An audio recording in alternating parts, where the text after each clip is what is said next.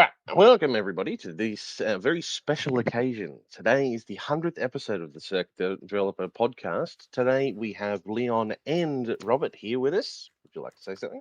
Hello. Hey, All right, let's move on to our first line item, which is the Fog of War. So, what have we been doing with the Fog of War lately, and how has it been overhauled?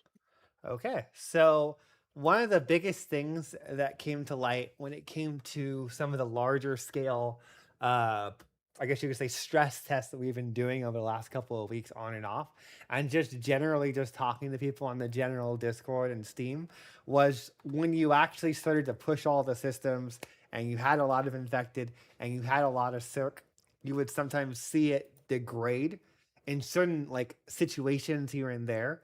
Um, just the sheer volume. And it was one of those things where it was like, okay, we need to see what we can do about mitigating this. Now, one of the things that basically like poked at us was moving the visuals to the video card and then like doing some R&D on that to kind of figure it out. So as it stands right now, we've been basically doing that adjustment and batching it onto the video card. So then that way it's a lot more efficient in terms of basically how it's doing the culling and it looks more visually impressive over like legacy and even just what you guys have currently in the build as it stands. Another cool thing is that you figure the fog of war is actually reflected on a three-dimensional plane versus how it was in legacy and how it is right now in the current version, where the idea is like you can see as I get closer, the unit can basically see further down and it basically updates the fog of war in terms of where they can see. It's still an earlier version that we're kind of tweaking and adjusting because there's going to be some growing pains going into the map and the verticality that we have on some of like the skirts, I guess you can say, on some of the taller buildings. Because one of the things that we've kind of like, it's kind of a thing in our game that's unique is there's no garrison system. So when you're putting someone on a building, the unit has to physically see said target to engage. And there's obviously going to be some adjustments that are going to need to happen from the level design standpoint and from a programming standpoint to find a good, meaningful balance. Because I see a lot of player contention there when it comes to just generally my units won't shoot when I put them on roofs. So like I've seen some people like Big Rooney and other people like Buffalo, they'll know where to put their units, so they'll put them like on a rooftop that has a little awning, and then their units can see over it. But other ones where it has like that large, I'm gonna say the skirt, where it comes up to like right around here. Those are obviously ones where if the gun can't see, if it can't make a connection, they can't shoot said target. And that's one of those things that we're gonna have to rectify, or at least find a way of better illustrating that, and at the same time adjusting some of the buildings to make more of them, I guess, more accessible. We the term for that. And the biggest goal for us with this fog of war was just to basically maintain the performance and just kind of hit that higher frame rate.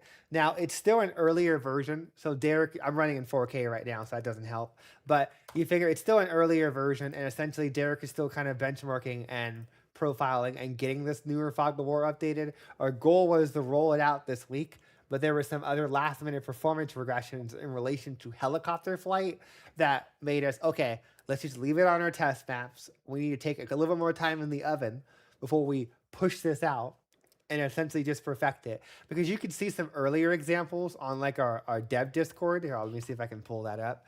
Where for people that don't know, we actually have a blog where we post on our Discord pretty much like every day, where we're like documenting things that we change on an hourly to sometimes daily basis of what's going on. And you can track our progress. And one of the things is basically we were improving like the dead zones. So you can see like there were some GPU math and calculations that we needed to improve and some material and post-process changes that we needed to adjust to cut out that little like, I guess you could say dead zone here, where you were able to kind of like get this weird white area. Because one of the biggest things that we saw was generally with the Fog of War, it's kind of confusing in Legacy and in the current version. Now, I'm going to try and explain this to the best of my ability in terms of like just generally like our perception of it and how it was programmed. Is that a lot of structures in Legacy, or even just the current one, essentially revealed the Fog of War, but didn't reveal units. And that was confusing to a lot of people because they didn't understand, like, okay, why is this helipad not revealing units?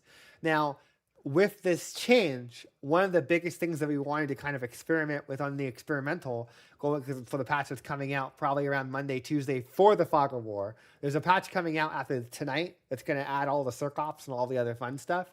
But realistically, the Fog of War is being held to like Monday, Tuesday, is having it to where structures that don't have a physical like sensor, something to actually shoot, don't provide Fog of War. So like if I put a turret in and I build it and I move my units over here, you'll notice that basically the turret provides Fog of War now. Or rather, it provides Fog of War line of sight, basically. And if I destroy the generator, then you lose that Fog of War and you can no longer see in that vicinity. Now, this was a multi-pronged, I guess you could say, fix or adjustment. The first element was from a performance standpoint of making it to where people could build bigger and more dense bases. The second one was to alleviate the player confusion, because you figure the problem was like we did this weird limbo thing for years, for 5 years, and it was like it never really worked. And it was one of those things where we needed to go one way or the other.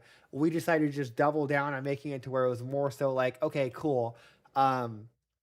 If it has an attacker, then you can see. Now, the guard tower is the only exception to this rule because the guard tower has a physical person up there. It doesn't rely on power to operate. So you don't lose line of sight when you build a guard tower per se.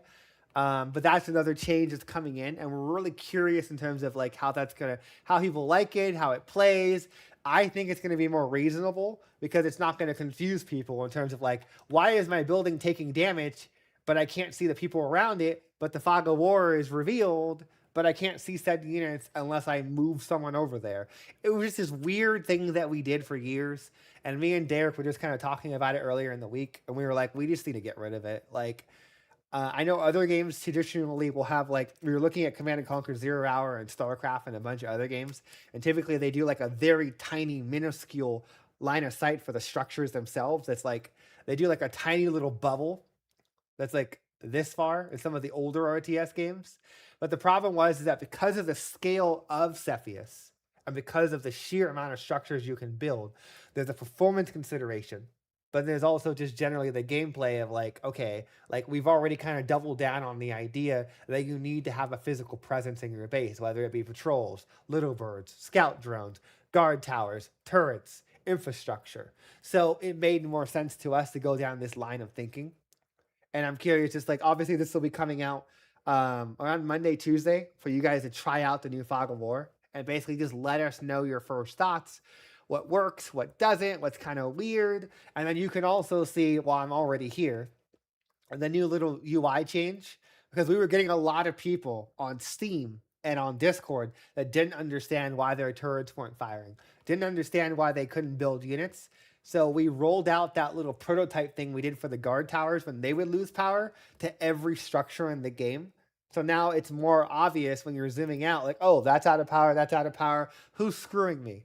Who built a new turret and didn't actually place down an actual Jenny or something? So it was one of those things where like this week and last week have just been basically just preparing for the next stage of development with the larger scale infected and just the larger, more improved intelligence for them by just kind of looking at like all the performance data that we've gathered over the last like couple of weeks and figuring out like where are the most meaningful gains to make when it comes from a performance standpoint, when it comes to basically just the design goals of the game and just picking a direction and sticking to it when it comes to like the line of sight or just other elements of like the Fog of War and whatnot. So that's one thing there. And what I will show is like if I go over here and I pull these units over, you can see an example of the Fog of War updating in real time with the new GPU based rendering, where you can see that like, I don't know what's up here. So now there's an actual amount of difficulty, an unknown when you're going through the city. Because one of the biggest things that we wanted to push going into the factions, going into the infected stuff, going into next month was verticality. That's a big, big thing for us. Now, Chelsea's going to get bitch slapped and adjusted and tweaked a lot going into next month regardless. We've heard what everyone's saying. We've just been biding our time. We're two programmers. So it's at the end of the day, it came down to like, okay, we just need to increase her health, increase her damage resistance, and she's just an end game boss that will buy us some time to kind of get to the point of polishing it up more. But it's one of those things where it's getting to the point where we need to kind of like iron that out a little bit more per se. And one of the things was obviously this is like that line of sight, whereas like the units are revealing it as they go up. So now if you had a scout drone, you could fly that over there, and then you'd have more in depth idea of like what are you walking into? You know, is there an ambush waiting for you? Are there enemies on that roof? Because by all intents and purposes, our intention is to make it to where you can build on the rooftops and you can have the infected on the rooftops. So that's a major design goal going into like just generally the next month or so, is figuring out that those prototypes that we have on the RTS co-op test map. Because on the RTS co-op test map, you have a working prototype of the infected being able to jump onto a building and climb it. Spitters and standard infected being able to enter a door and then come out the top roof. But that was a vertical slice that we did, but it wasn't able to be extended in a way that was not going to make our level designers want to commit seppuku and jump off the nearest building, because the process of rolling that out was very tedious and not very efficient. So it's one of those things where it's like going into the infected push is kind of trying to cement all those elements and kind of arrange all of our ducks into a row, basically. So you can kind of see a use case of just the fog of war here, where it's like they're revealing what's down here, but they're also revealing what's over here. And then you can see, like, as I move this unit over here and do slow-mo 5, he's revealing. And like if you go in the current build, you'll know what I mean. Is that like right now it's just a general 2D fog of war vision. So you can see what's on top of a building, what's under a building. And one of the biggest goals with this system was multi-leveled structures. So then that way, like, you only know what's on the level that you're on. You don't know what's below you. You don't know what's above you. Because one of the design goals of this is at the same time was subways. You know, adding, because like we want to later down the line push subways and other underground sections, above ground sections with the rooftops and everything else as more key tenets of gameplay. So this is more of a stepping stone to kind of unlock that tech, but at the same time, add a little more, like, I guess you can say, like, nuance to gameplay and improve the performance. So it's a net gain across the board, basically. So, you know, this is just one of those big things. And when we profiled it, my numbers that I'm quoting off the top of my head, it was about 80% more performant than running it on the CPU. Because this is why AI is so efficient on like video cards. Your video cards can eat up hard math calculations like it's fucking candy. So it's one of those things where we're like, okay, what can we do to kind of like, you know, work within the box that we've established, but get more out of it per se. And that's was the goal of basically this fog of war system. So that's kind of a quick drive-by. I don't want to bore you guys on the tactical tidbits. Right at this point, I think people just want to play it for themselves. And that's going to be a big goal for us going into next week, depending on whatever other crazy bugs or issues might pop up over the weekend, for just what you guys playing some of the new stuff that me, Leon, and Michael and Derek have been working on. Well, everyone basically on the team. So that sums up Fog of War, unless you guys have any follow-up sections. I like the idea of the fog of war system, the way like with the overhaul now, because it, with that whole ramp thing, right? It adds that level of, like, you just don't know what's up there.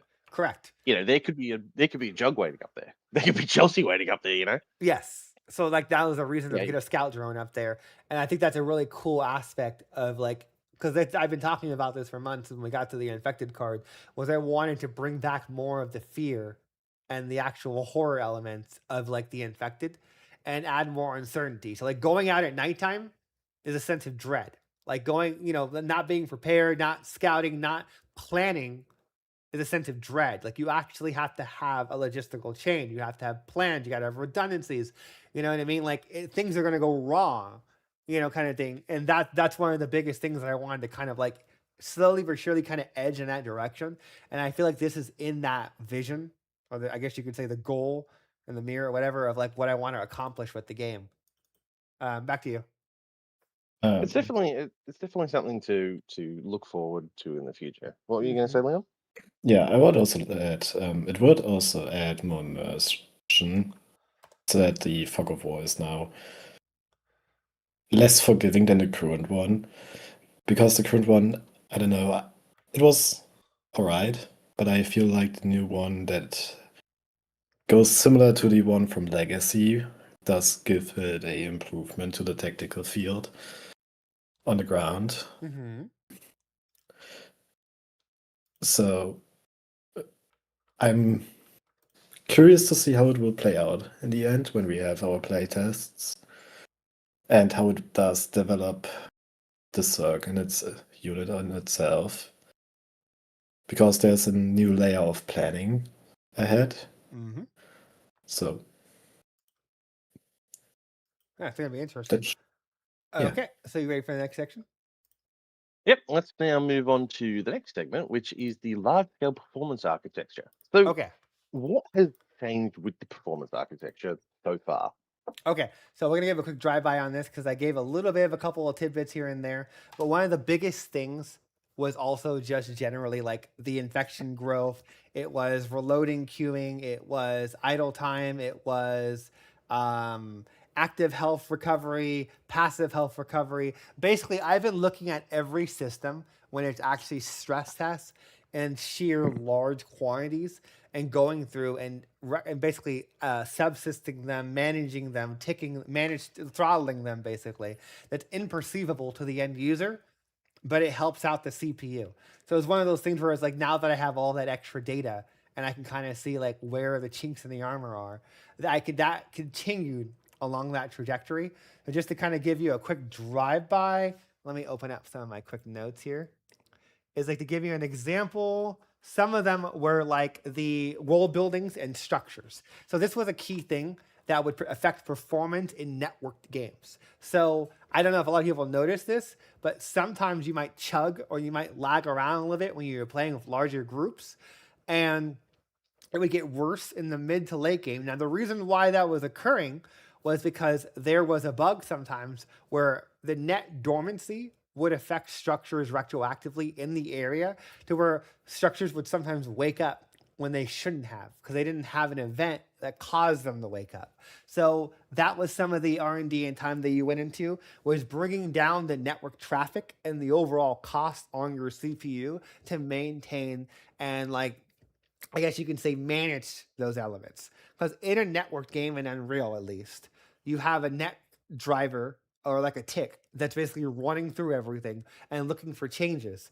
Now, what you do is when those objects don't change, you mark them as dormant. And then you wake them up, and then you force a network update, or you let it syndicate an update at its own pace, basically, if it's not mission critical to that moment. Typically, there's not that many things where you need to force a net update rate because that's too costly in some cases for a scale of an RTS game. But essentially, that was rectified. So going into tonight's patch, you guys should notice substantially lower utilization of your CPU. Your frame rate should be higher. Your jitter and your network traffic should be more efficient to where if you don't have to have as high end as a network connection for your upload to be able to like, get the ball rolling and maintain it in the mid to late game. Because that meant this fix is it seems simple at face value, but here, I'll show you a little mock-up. So if I go and I do play as a listen server and I load up another client, and I'm going to do this as quickly as possible. And let's say, for instance, let's see, it was net draw. Hold on. There we go. Okay, so right now, this is what we call a relevancy graph. And basically, certain units are relevant based off of essentially like their status in the world. And you can see that certain structures as they're built, this one, go blue. And blue means you're sleeping. Don't send network updates to clients. Don't send anything to anyone because there's nothing actually going on. You don't need to tick it. You don't need to maintain it. You don't need to check it. You can see those two structures on the top right are also doing that. And what would happen is sometimes when an infected horde would get close enough, they would preemptively wake up structures in a radial. Now, that would be really bad if you built a very dense base, like what I've seen in the screenshots for Big Rooney, Buffalo, Riff, Krieg, other people, where they build very dense bases, that meant that there was a trickle-down effect where you would get sandbags and barbed wires and gates that would sometimes wake up and stay awoke unless they got hurt or damaged by something. So that was one of the optimizations and the tweaks that came to my attention, where there was I guess you could say there was a failure in the chain of revealing units that would sometimes forcibly wake them up. That was a trickle-down effect that was meant for infantry, but then basically it retroactively affects structures. So that's a huge optimization across the board, because that means that that's why, where you would see like a huge like amount of performance loss when attacks would occur when for infected, whether it be you're playing, just generally, yeah. So it's one of those things where it's like, specifically it's mostly for multiplayer because net relevancy is only maintained there. But yeah, it's a different tick basically. You have world tick and then you have net tick. But so that's a huge optimization there. The other ones were related to, let's see. I got that. Yeah, infection timers and structures. So you figure most of the optimization this week are mostly for the structures and for like just generally like build times, managing the build progress meters, self-building structures, going through like a gate instead of self-managing themselves. When the gas towers grow, going through a gate instead of each one self-managing itself. It was basically continuing along the trajectory of what basically I gave an overview last week and continuing to basically identify key points of contention. So just to kind of add one little tidbit to that, I'm going to go to Cepheus Protocols folder, and I'm going to just show you guys a quick little dirty example. So if I go to, I'm having a brain fart, wrong folder. It would be the Steam folder. Saved. And then it would be logs. And then it would be you.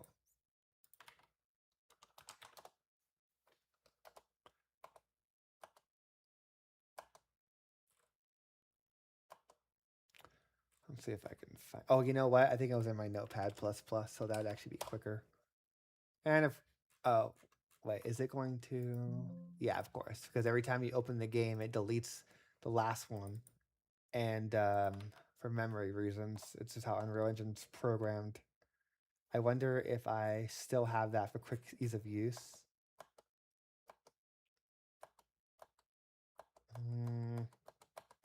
Yeah, I might not have that because like you figure what I was going to show was I was going to show you that basically I was going in to the engine and essentially listing out timers and figuring out other key points of contention when people basically when I play with people. Oh, here we go. 268 timers. So this would be an example of the amount of timers that are being ran. Timers are like rechecks where it's like, do I need to refire my gun again? Do I need to reset the orientation of my barrel? Do I need to go from a combat pose to a relaxed pose? Do I need to increase the radii of the gas tower circle for visual reasons? Basically, timers are the things that get ran on your processor at different times while you're playing the game. And you can see that my goal was to go down to this list, and like return to dormancy was the example that I had earmarked before. That affected, like, so in our games, in our stress tests, when I wanted people to go batshit crazy. I gave them $4 million and I said, do evac, do combat, blow the game up. Show me every problem in the game so I can see it as it stands right now, put it on a list, and then process it out over time. So one of the other things was the world buildings. When you get people going into the game and mass condemning areas, mass purging, mass setting evacs, mass evacuating, is that those world buildings would wake up, shoot someone out the front door, and then go back to sleep. And what would happen is that sometimes if you were doing too many zones at once, it would queue up a return to dormancy for like 100 structures. Well, guess what? That's going to hit your processor in about 2 to 3 seconds.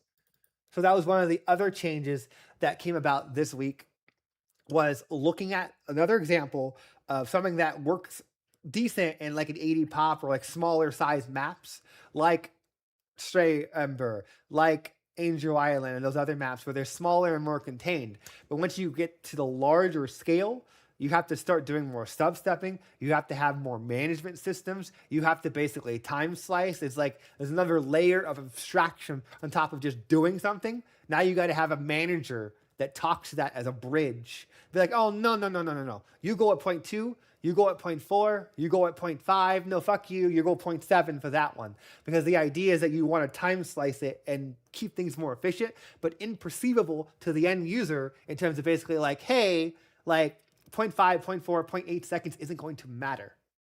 But for your processor, it means the world in terms of basically spacing out those CPU calls. So that's another big change coming in tonight. There's like reset shoot location, that's dead. Well, that doesn't show up anymore. So like I've been basically cutting it. I gotta do another stress test either tonight or early next week. This is by the way for the people that are in the room waiting to do the next, like to do the showcase for CERC OPS. This is why I'm always quiet in the corner of the room, just typing in console commands and logging things and writing stuff down. So generally when I do a play test with people in a big group, I don't even generally play because I'm so locked in for just getting and squeezing every bit of performance out of the engine that I can facilitate that will not be a detriment to obviously gameplay, where it's like, where can we kind of, cut in terms of basically like optimize things per se. And you can see that this list used to be 3 to 4 times this amount. I think at any given time, about 2 weeks ago, we could have up to 1,000 or 2,000 timers. And it's basically been cutting it down. And there's still more to cut going into next week. Because again, I want to get every last frame off of the CPU, off of the game thread for like this stuff, these management systems and these AI and these systems, and basically put that so we can allocate I guess you could say a small percent of it for the AI stuff coming up. For the lieutenants, for the Juggernaut, for the standard infected, for their faction manager stuff, and X, Y, and Z, and what comes after that for the faction stuff. So it's a gradual progression, but it's getting there over time every single week. And you guys can see it and fact check it yourself simply by playing experimental on a daily or weekly basis and being like, oh, I actually see the improvement, which we've seen just from people just DMing me, messaging on Discord and X, Y, and Z. So cool stuff there. What I will do is I'll show one more thing really quickly before we move on to the next line item, is I'm going to spawn some infected in. And then you'll see what's going to happen. Oh, wait, that was the client? Oh, yeah, clients aren't allowed to cheat. I have to spawn it on the host. I still have to make it to where if a developer is playing on the server. Stop shooting. See, green. So why did it go green? It went green because it took damage. So now it's marked as alive.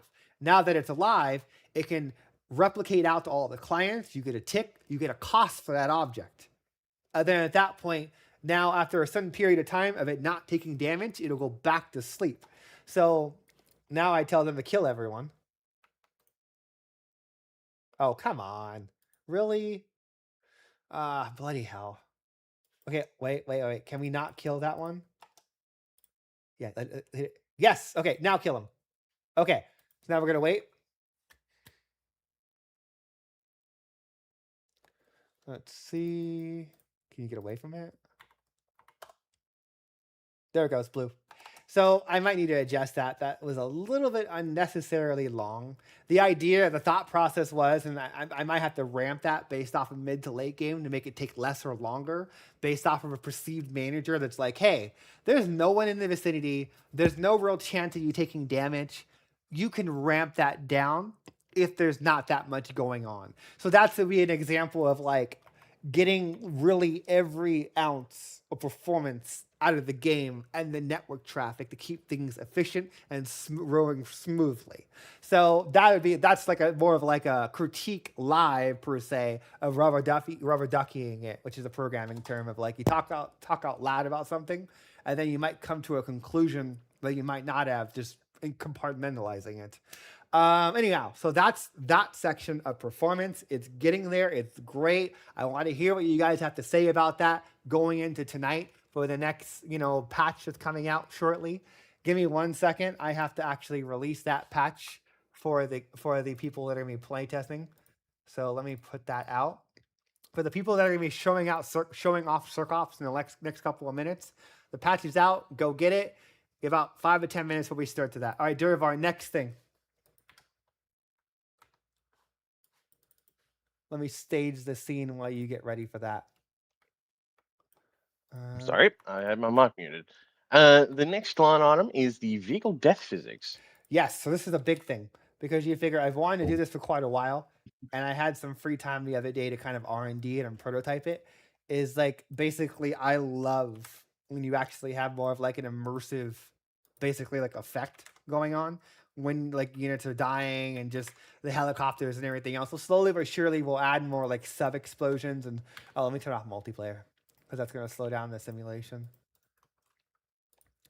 Okay, hold on. There's this like weird object in the test map that sometimes grabs like the spine throwers. There we go. Okay, so this is one of the other changes that I did as more of an immersion standpoint. It's pretty much cheap and simple to do, but the idea is that when vehicles die now, based off of, I guess you can say like an object being a hero object, they will actually fly up and explode based off of the proceed's direction and the velocity and the amount of damage that was passed to said object, similar to what you'd see in like Battlefield or Call of Duty or other games like that. So it's gonna blow up in a second. Boom. So had it been like, you know, a bigger, like, I don't know, like a missile, like let's say for instance, the militia shot a rocket, when they get a small, or rather their RPG-7 in the mid to late game, then your vehicle would actually like fly and slam into a building. Or say, for example, like if your vehicle's moving and then it dies, it will continue driving and slam into like a street sign or slam into like a fence or a wall, etc. Now they don't affect gameplay in terms of like damaging units, but it's more so just like the simulation visual element of it. I thought it was a nice little touch. And now that it's in there, now it's going to be up to Leon and Dimitri to kind of get that range out of it per se, because you figure right now it's only the spine thrower that does it, but then they'll be rolling it out early next week to other weapons that the infected have, like the blow up guy. So when he blows up and it kills a vehicle, it'll send a shockwave that would like flip a vehicle over. When a juggernaut throws a rock and it destroys your vehicle, the vehicle, depending on if it was moving and its mass, might fling or roll over or slide or little small things that just kind of improve the immersion. So that's what they're working on. This was something that was done at the 11th hour last night for fun, because I wanted to just get one more extra thing in before I went to bed. So that's cool stuff there, and that's something they're going to be tweaking and refining going into next week. The patch that comes out tonight is going to technically have this for every vehicle for the spine thrower. It will affect every ground vehicle the same way based off of their mass, the speed of the vehicle, and just generally however much speed was lost from the trajectory of the projectile that hits that object or whatever. So that's the vehicle death physics. There's still more coming down the pipe for that, because I did expose some more newer elements for Dimitri to kind of like refine and tweak. I've been stealing Dimitri for a lot of Niagara effect like optimizations for like the fire and the explosions and the MRSs. So technically he has not been able to move on to the helicopter death stuff that we talked about a week or so ago, because I've pretty much been like, I need you to look at this. I need you to look at that. This Niagara system, when it interacts with that Niagara system, is causing a cascading failure where your frame rate can kind of dip. That's why you'll notice that when you spam out MRSs in the mid to late game, they don't eat your performance anymore, because that was a performance issue that was occurring. Now these issues are still prevalent and it exists on the normal non-experimental. At this point, I don't recommend anyone plays on non-experimental. I recommend every single person watching on YouTube, watching in post, until we push like everything to public, I'd recommend personally you're on experimental, because it has the best performance hands down, no question, and stability. So, and it has all the crash fixes that I put in from all the stuff you guys have been reporting on Steam and on Discord. So keep that in mind. So now I'm going to shut up, and now it's Leon's time to talk. So Leon, why don't you hit them with some of the performance stuff that you've been doing? So, yes, in our last playtest I noticed the infantry currently sucks quite a lot. I also noticed when you displayed the explosion dev that I have to buff the damage from the spine turret against the vehicles more. I will take that note and do it right after we finish with this anniversary of 100 CERC HQs. Yes, I lowered the damage of the spine turret, so the infantry has a surviving chance. It takes roughly now 4 hits for a sword, a engineer to die to a spine turret.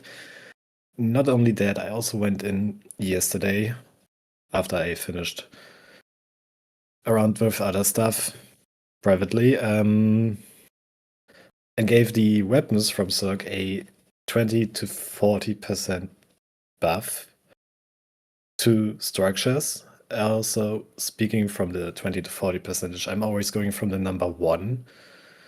So if a weapon does 1.4, it went up to 1.6 of a damage multiplier. Yeah, that is part of the infantry buff that I gave them, that they take more damage from the spine turret. Also, the vehicles got a nerf from the intake they can receive from the Juggernaut, so they die quicker to the the Juggernaut kills the vehicles now quicker. Sorry. Based off of the weight class, right? So you have light, medium, and heavy. You have the light, which would be the Yes. Ajax, the medium, which is the Striker, and the heavy being a Bradley or like the Abrams. Exactly. So for the spine, I have to fix that damage against the vehicles again. I forgot to check the vehicles. I did buff the damage against the vehicles that the spine turret did, but it seems like it was not enough. Okay. And besides that, I have a question for you, Doug. May I reveal the other field of death or the other What? part that I might take a look into when I'm done with the infantry and vehicle balance pass? You talking about the sound, or are you talking about the other thing? Yes, the sound. Oh, yeah, you can talk about that. Yeah. So once I'm done with the balancing, pretty much, and it is pretty rounded up until the lieutenants and the other stuff that got teased in past CERC HQs go in, I will be taking a look at the sounds, because I have noticed, and not only I, but also Robert and many others, that the sound sometimes be messy. So I will take a look into it. That is not a promise that I will be doing it. It depends how well I get into it, because I don't want to offer less than it is. I want to improve the quality and not stay on the same quality. So it's not a 100% promise that I will be doing it, but I will take a look, and with help from Robert and Michael, they have been helpful for me since the start of my career as a game designer. So I'm grateful for them that they helped me so much. And even now, when I'm unsure, like the spine turret, it didn't register the impact damage. So I went in a chat with Robert, and he found out what was wrong, and he fixed it for me. So also a great, amazing thank you, and to you, Robert, and to Michael. Yay. And I'm more modest than that, but all right. Thank you. Do It you is want to always- mention, you actually found a bug. So he was actually, there were some people that were talking about the infantry stuff, and then we kept seeing Steam threads about people wanting to turn off the spine throwers. And we were like, what is going on? Like, why is that? So he went in there and he was testing it the other day, and he was like, hey, Robert, you know that like the damage types aren't always applying correctly, and that like it's really hard to balance the spine thrower. So he went in there, and you're gonna notice a substantial change when it comes to the spine throwers, this patch against armor, against fleshy targets, because they're a lot more reasonable based off of, there was like a failure state going on where they would pull the wrong damage type, I guess you can say. So he did It didn't discover apply. that. Yeah, it didn't apply. It was applying the weapon version instead of the projectile version, which is here nor there. But that was an observation that he made, and that's going to be a big change going into this next patch, because the spine throwers as a whole should be a lot more reasonable when it comes to infantry pushes, when it comes to vehicle pushes. So do let him know about that. And keep in mind, he does have a section on Steam that I've kind of given him on the Steam discussion forums and on Discord for balance. So if there's Yeah. something you guys want to bring to his attention, I'd recommend, here, I'll show it on my screen. Excuse me. I would recommend you come to this section on the forums under balance and just fill that baby in. If there's a Yes, concern please. about like something being broken, too easy, the economy, not getting enough money for evacuation, anything that comes down to just generally space, pacing, juggernaut spam, whatever, put it there. He's literally begging you guys to bug him on a daily basis so he can go in and tweak the numbers.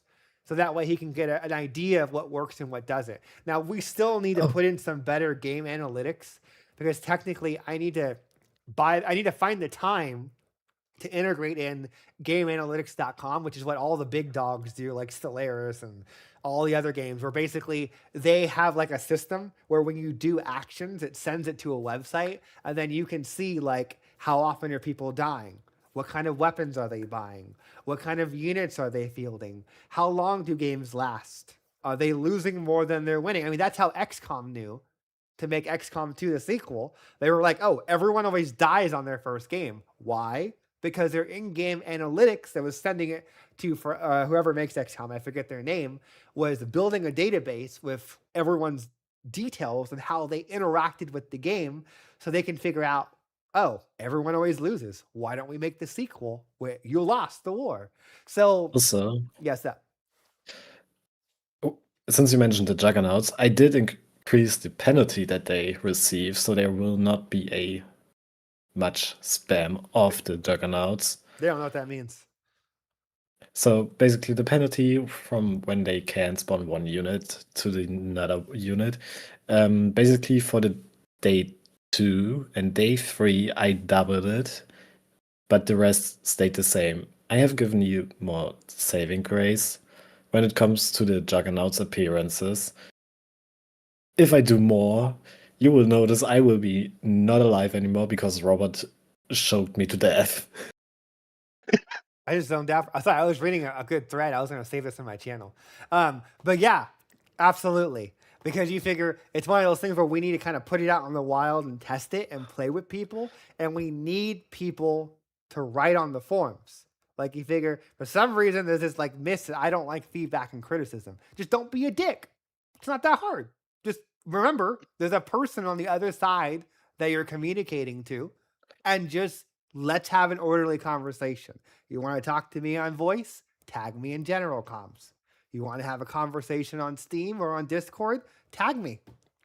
I'll eventually see your thread on Steam. I've been very, very overwhelmed lately to where I've been guilty of not like checking every single thread going on here. I need to do a better job of catching up on suggestions and dev discussion, general discussions. I apologize about that. But yeah. One more thing. 40.6. Can you already put in a server so they can already join you? Oh yeah. I'll do that in one moment. I just gotta Okay. we got one more line items. We get through one more thing. Okay, so CERC infantry and vehicle balance pass. Are you good for that? Can we move on to Efren's work for San Francisco North? First, I'll start. thank you, with that. Biggeroni, for the $50. And yeah, I'm good You're on a my G, part. Biggeroni. I'm gonna heart that. You got hearted. Okay, so while it loads, I will stall and add a couple of tidbits. Something that's been really important to me was improving the roadmap, because I get so many people that are still referencing the old Notion roadmap, that are still kind of like not sure what we're doing. They think we've kind of abandoned it, or we're wasting time, or some other weird limbo stuff. So the goal of this page was transparency and communication. So you can see what we're doing right now, what's coming up next, and what ends out the end of the year. So right now we're in Resolve. Escalation is technically the end of the rebuild, technically. Like, yeah, like there's a couple of minute dynamic civilian groups in the LHA6 are missing, but by all intents and purposes, escalation is realistically what I think everyone's kind of waiting for the pacing. Because I keep seeing this on reviews and other stuff like that, and I'm like, calm down. we still have to get the other line items and we got to build up to it. I can't just jump to the end of a line without everything else, the table being set. So that's why I wrote this section right here, where it's like, when will the pacing feel closer to legacy? Now, mind you, I've replied back to people on Steam outlining this, is that you can bring the pacing back to legacy by decreasing the attack duration of the infected, sorry, increasing it or doubling it, which would bring it back to legacy numbers, and then decreasing the spread to like 50%. That's roughly legacy numbers. They won't attack you as often. They'll give you some more breathing room.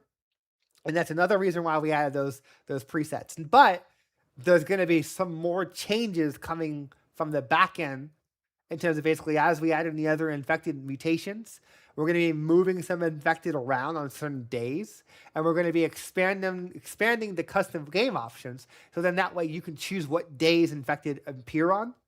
So that way you can make the Juggernaut appear on day 0. You can make the bird appear on day 0. I don't care. We're just going to make a simple curve graph where you just plot a chart where you're like, oh, they're allowed 1 Juggernaut max on day 1. They're allowed 3 Juggernauts max on day 3, whatever. And they're additive. So then that way you get the control and people can go in there and make presets to kind of customize the game. Now, this roadmap is available for anyone that just kind of jump in there. I'm going to link that in the chat.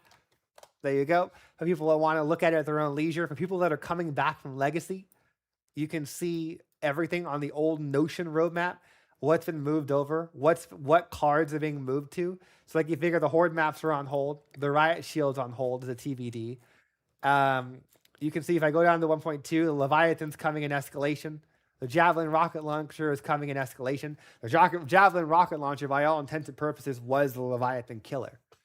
You can see that these items from Legacy were moved to Sovereignty for like the civilian groups, and then the basic diplomacy and the dynamic civilian group polish. I mean, all that's basically just taking the old stuff and just making sure people understand what we're building from Legacy, what came over already, because all the greens are already in. Like 90 to 95% of everything is already in from just basically what we had done previously. It's just that last 10% over the next couple of months to just kind of get it to a point where we're happy with it. So you can kind of go through this at your own leisure and just basically see just what we're building towards. And this is more so for people that are coming from like, what the fuck is going on? Like, I've been gone for a year, 2 years, 3 years, 4 years, 5 years, whatever. This is if someone asks in Discord, this is probably what you want to refer them to, because then that would be a quick drive-by of like, what's going on? What have we done? Why are we doing it? And X, Y, and Z. And I've gathered basically an FAQ of every negative review, every Steam comment, every Discord message, and put in everything I could think of in terms of what are the most common things that are asked or concerns about the project in terms of generally what's going on. So if I'm missing something, let me know, and I'll put it up there as an FAQ if it's a common question that you guys think we need to kind of elaborate on.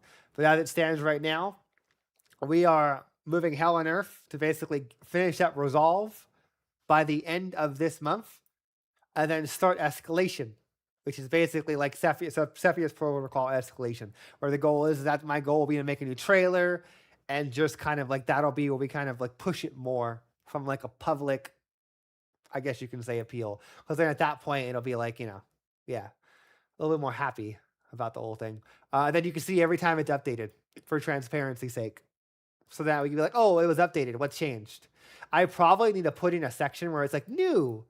So that, because things change, things are moved around. Sometimes people might come to me and be like, oh, have you considered this? Or what about that? And then I'll be like, oh, okay, that's a good idea. Let me see what I can do about that.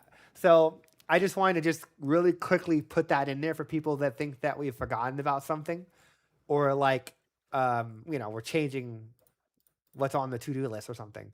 So cool stuff there.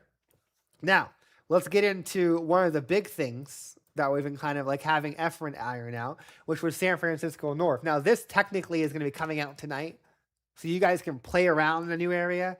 From what I talked to him yesterday, his biggest goal is roughly about a week or two to get a grid by grid done populated. So right now you can see that he's been kind of improving this area, adding in the fences, designing the neighborhoods, filling in the actual signs.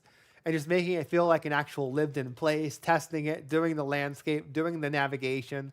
So his goal is like basically every week or so is to fill in another couple blocks. So you figure we have right now, the map is broken up into 8 grids. So his goal is 1 to 2 weeks for every grid. And you can see, so by next Saturday, his goal would be to fill in basically this. I'll just draw an ugly line for people because they're not going to understand. So like roughly by next Saturday, his goal will be to wrap up and fill in this neighborhood. And then if he accomplishes that and he gets approval, then he'll move to the next grid. And then he'll move to the next grid. And it'll be broken up into tiles. So you guys will start getting the beta or the unstata map having filled in neighborhoods and cars and street signs and traffic jams and all that fun stuff. Because like I've told them, the biggest thing is we need to get like the outside elements that actually affect gameplay. And then we can go back and make it look sexy. We can make it look nice. Because then I can subtask out these to their goal is to make a building generator similar to what the Matrix did for their Unreal Engine 5 showcase, to where you feed it modular sets of like, say, an industrial, Victorian homes, residential stuff, and then it spits out different variations, and then you have a human go in and author it or whatever. So that's what they did for like the Matrix Awakens demo for Unreal Engine 5. And it's called a procedural building generator. They have like different blueprints on the Unreal Engine marketplace. It's the same way you do roads, where like traditionally you make like a building, like a road generator, and then you lay a spline down, and then it generates the roads based off of rules. And then you bake it down to a static mesh when you're done for the sake of optimization. So then that way, every time you load into the map, you don't have to regenerate it live, which wastes CPU. Because the map's never going to change. Once you define the shape and the nature of the roads and the intersections, how everything comes together, you can bake that down, and it saves you a crap ton of performance when you load that map and for scale. So you figure it's going to be a gradual rollout. Now, I know I said that we were going to try and get this for June, July, but I also said that we weren't going to make the same mistakes in Legacy by rushing ahead and leaving things on the fucking wayside. Where it's like, oh, well, we'll come back to it.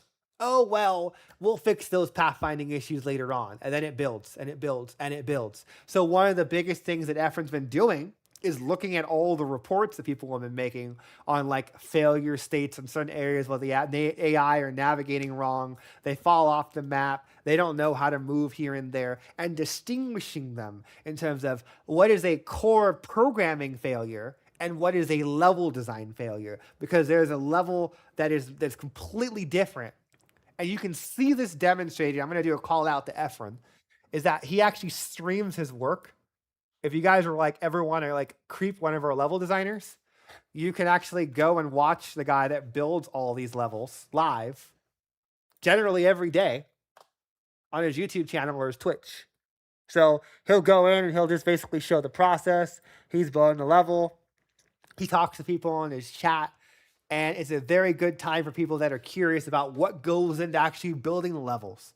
You want to give him suggestions or ideas or just shoot the shit with Efren? Feel free. He's the chillest guy ever. So that's a cool little thing that we do for transparency and just to kind of like open the door. I know there are some Patreons and some playtesters that watch occasionally. He streams it live on Twitch, and then he goes and he uploads it to YouTube later as a VOD. So you get both of two worlds if you can't always make his streams. But it's a cool little thing there because you can see he's flipping back and forth between Google Maps and just trying to figure out like, okay, what works. And then he's also going back to our photos when we went to San Francisco for 3 or 4 days and like tried to like understand like how the city was built and its architecture and all the other fun stuff that goes into it. So there's a quick little deep dive of just generally what's going on there. And he does talk to his chat. So if you guys are curious about the level design, you want to see what's going on with the project, here's his YouTube channel. It's Silver Bullet Gaming. And then if you want to creep him on his Twitch, let me see, does he post that? Ah, here it is. And if you want to watch him live and you're like so inclined to like, sub his Twitch, if I could find his bloody Twitch, hold on. Oh, that one. apologies.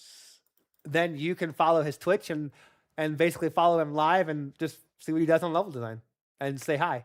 So it's Silver Bullet Gaming, and that'd be a cool little conduit for those that just want to follow along and see what's coming next for the map. Because then you could be like, oh, like I'll know what's coming in the patch. Because if it's live on the video, then I cook a build afterwards, you can make the assumption whatever you saw, if that video was before the build, is going to be in the build. So it's a cool little thing for you guys to kind of track and just see what's coming down the pipe. So I just wanted to throw that out there, and then that way you guys can just kind of follow the different channels that are available to you to track progress from a transparent standpoint and see what's going on. So that sums up that for the UI visual and world progress. What I will do is now we're going to move into the bread and butter, the meaty part of what I've been working on as a side project. So let me open up the editor and just kind of show you a couple of quick things. Is that you have a CERC OPS option here that allows you to scan a QR code, open in the browser. I'm not going to click on that, but you can copy your IP address if you don't know what an IP address is. So let's say you're on a tablet. So like, let me actually give some context. So this is CERC OPS, and CERC OPS allows you to play as a management side, a read-only management side of what's going on, and allows you to kind of see at a quick glance how you're losing, how you're winning, what you're doing good, what you're doing bad on X, Y, and Z. So the idea is that, let's say for instance you have a tablet, or you have an old laptop, or another computer, or just a fucking PlayStation on a projector. Then you could copy this IP address, go over to your browser, connect to a computer, paste it in there, and hit connect. And then at that point, it will work as a full screen mini map. Now I don't know about you guys, but I grew up on Supreme Commander, and I've wanted to do this for 3 years. And for 3 years, I've never been able to figure out a way of making this website. It's been a dream for me to figure out some kind of way of making a full screen map like this. So to have this in there and working is phenomenal. So really quickly, I'm going to just shut down the editor, and we're going to do a quick co-op showcase to demonstrate the features. Now, they're going to be playing. I'm just going to be blabbing and talking and just kind of explaining all the mechanics and systems and how it works or whatever. So let me load up Cepheus. Everyone loves blabbing and talking. Right. And let's get on to this live demonstration. So we're going to just hit that button. Okay. Move this over here. We can make this a little bit bigger. We'll do that right there. Now, obviously, I'm doing it on the same monitor. You can do this yourself. Honestly, I don't think I'm going to play the game without this anymore because it's so useful from a standpoint of just managing and seeing what's going on. So I'm hosting. Everyone that's going to play and showcase, please feel free to join. Let me turn off my Discord overlay so people can actually see the screen. So password's up. Everyone knows the password. Let me just show off the overlay. That's bloody annoying. So we're going to turn off you. Yeah, okay. No, it didn't turn off. Okay. There we go. And then I'm going to connect. I'm going to allow. So you see on the top left, it's like, hey, I want to scan your network to find the IP address of like the local computer. So what it basically does is it uses a newer protocol that Google wrote in 2025 that basically allows your browser to scan your local network address and identify devices. Now, iPhone hasn't caught up yet. They don't support it yet. They kind of do with their WebKit, but from a privacy standpoint, I did not want to route it through a relay and then send all your game data through our servers. I don't want to do any of that. The whole thing is to make it like standalone and just plug and play and quick, and nothing leaves your network. Everything is just entirely just a proxy. The website is facilitating a link to the game, and the only reason why you're loading into a website is to get the interface and the I guess you could say like the baseline like textures and the models and the the baseline fundamentals. So you can see, I can actually zoom in and see all my operators here as they're sitting around running and whatever. I can go over here and I can turn them on and off. the filters work. Damage alerts does not fully work. Something I'm working on going into next week. Everything else here does work. If you're having issues connecting after this live stream, you can go here and there's a troubleshooter that I wrote that basically goes through like the most common things that you're going to want to check on your browser. It supports every browser that I could find. It might work on Mac. I don't have a Mac, but it should work on. It might work on Mac Chromiums. So if you have Chrome or Verdini or some other browser like Edge on your Mac, that should work. But I don't have a Mac to test it on, so I couldn't tell you off the top of my head. Let me go ahead and switch the game audio over so you guys can hear it. I'm going to turn the audio down slightly. Now, this is what we're going to do. I'm going to show you a proof of concept, basically, of how this works. So if I go to plans. Oh, wait, we have to load into the map for that. That's right. Okay, so is everyone ready? Everyone's in? You guys can unmute and talk now. I don't know if you guys are... You can all unmute now. Yeah, you guys all mute and talk now. Real comms. So, Jokes on you. who's our two RTS players? Tap in. That would be me and Big Rudy. Okay, two RTS players. Everyone else has their assignments for operators. I'm going to be doing RTS provisionally. Realistically, I'm going to be demonstrating how things work. Is everyone ready for me to hit the go button? My Steam is bugging. I have to restart Steam. Well, I guess it's time to look Okay, alive. I'm gonna go ahead and start it then. We're gonna load the dead signal. We're gonna do Good here. co-op director's cut, and this is the new presets that are only on experimental. So let's see. Let me go over here, and we're gonna hit start. You're gonna notice that your little screen is gonna go into a loading window. It has a live link to the game, so it should immediately kick over the moment you load into the game. So then that way it's like, okay, hey, cool, you know, blah, blah, blah. You're in the thing. So now I'm going to... What you going to say? Find that one. It's probably Big Rooney and Silver, take your choppers to your designated checkpoints. So I'm going to load up the preset that Riff made for us. So what Riff basically did is he made us a plan. So let me copy that into my browser. Hold on. Second monitor is gonna come in handy. So we're going to download, export, and then we're going to import the JSON file. Download, load. Information to both teams. We have infection in Cityside District. It is literally in the Cities. middle between both teams. Perfect. All right, stand by. I'm going to push out an updated map in a second. Okay. I'm going to have to just use my real browser because for some reason this one's acting funny. I never use Edge is the problem. Okay, I'm just going to have to do that then. So here, let me do one thing.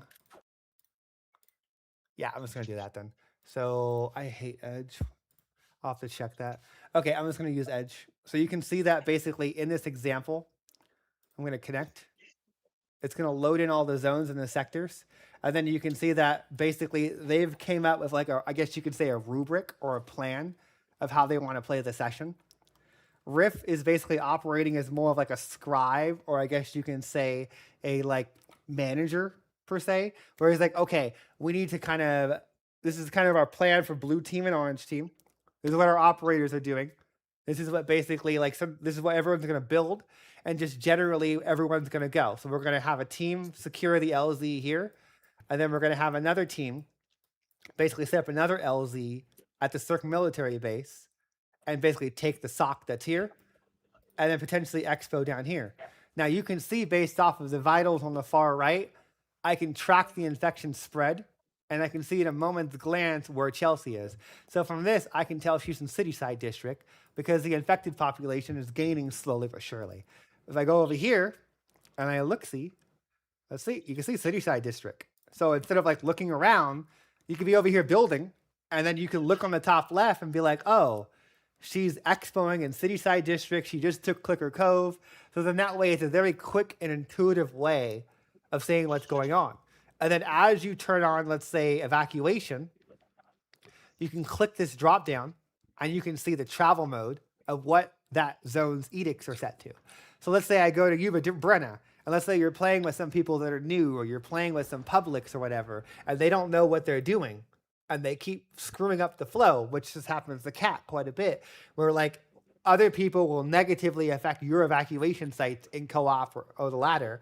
You can basically look at the entire map and be like, oh, your efficiency is low, you don't have enough housing, your intake settings are bad, why are you migrating like that? Why do we keep getting reputation losses? Oh, it's martial law. Someone turned on full or partial martial law on the entire map. Update out. Patient 0 marked. Okay. Good. Rift, I have a proposition for next plan of action. Can I mark it? Yeah, just post it as a ping. Sure. I think it will show, right? The pings do show up on the mini map. Let me just make sure I didn't. Oh. Yeah, see? They show up right there. Little sword icon. So then that way, and that's another thing. So we're using this website as a proof of concept to come up with what people want to see on the tactical map. Because programming on this website and doing the language that is derived from is quicker and more efficient than doing it in the widget tool. So our goal is over the next couple of weeks on the back end is to take the features and the utilities and the things that people like on this website and factor it into the mini map and factor it into the tactical map here, because you can see inklings of the tactical map Contact military here base. of like the UI with the zooming and the full screen and like the land, like the layers here. But it needs some finessing to give it over the finish line. So we were thinking to ourselves, what would make the most sense from a design standpoint? And we were like, okay, let's try something like this. So now I can bookmark different sections, and those sections will show up, and then I can jump between them. So I can keep an eye on Captain Pry and all those guys over there in the north while I'm over here building my base. Or I propose on the blue side to get small squad and set up a temporary outpost to try and draw her counterattacks, to try and give the main base Contact. and the orange team a little bit of peacetime. Check out. Am I good to get my Good check, Morgan. operator up? How many operators do we have? you None. guys. We still need. No, I mean like who's playing as operator? Yeah. I'm over with Rooney. So I'll be an operator at orange. Okay, why don't Bro, we you call take in all the operator too. operators? You want to do operator? Go ahead and call in our operators, yeah. We need population. Yeah. Getting that up. We're running defense at the moment. He's playing RTS. This is ridiculous. Now, another interesting right? part is that you can actually stock your friends on the mini map.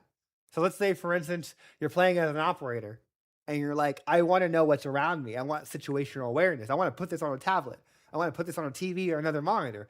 Then you can double click on yourself on the tablet and you can basically track yourself. So you can see right now I'm stalking Riff. But let's say, for instance, there was another operator where my job was to provide units to him, monitor him, see how the war front is going. Maybe I'm monitoring another RTS player and how their advances are pursuing or failing. Then I could double click on, say, this unit right here, and now I'm tracking whatever that unit is. I don't know what unit that is, so I'd have to physically go and look. Let's see, who is that? That is, looks like it'd be it's an engineer. So if this engineer moves, now my camera will automatically track him on that website wherever he goes. So you Look at the figure- gas tower. works for helicopters, works for infantry, vehicles, infected, works for everyone. Now, once you lose line of sight of an infected, then it will no longer track them. So there's not really that much value in tracking infected, but if you want to, you can. So like you figure if I go over here and I double click on one of these, the moment he dies, it just stopped following him. You see that? And one of the other things is an average weighted follow. So there's an operator right there. So I can double click on him. Who is that?